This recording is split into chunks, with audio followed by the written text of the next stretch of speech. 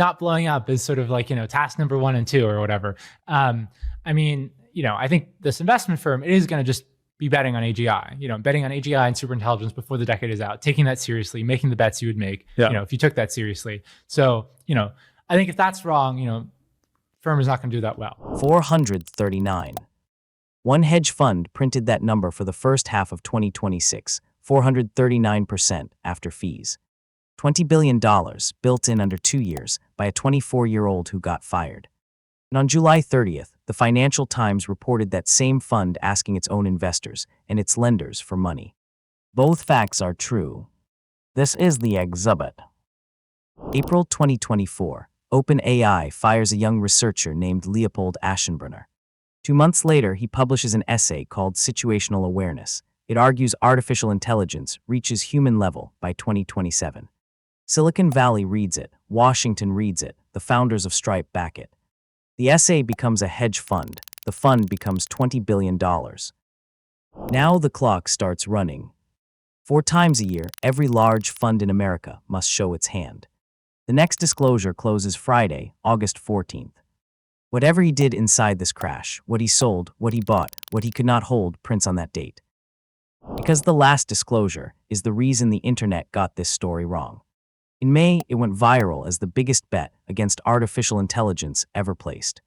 Insurance written against $8.5 billion of chip stock, NVIDIA, Broadcom, the chip index itself. The videos called him the man shorting the boom. They saw one page. The insurance numbers describe the stock they cover, not the cash he spent. And the same filing lists what he owned on the other side.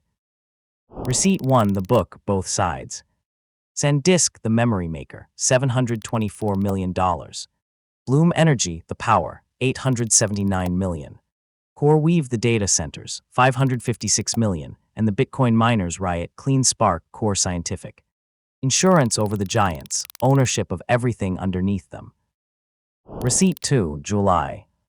SanDisk lost 52% in 1 month. By July 29th, the companies he owned sat as much as 60% below their peaks. The giants he insured, 20 to 25 below theirs.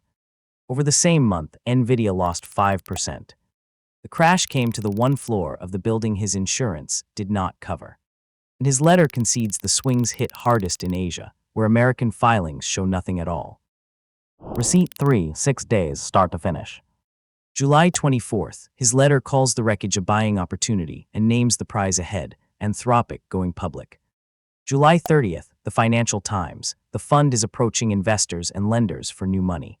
Some investors were offered pieces of the portfolio itself. The fund calls the process ad hoc.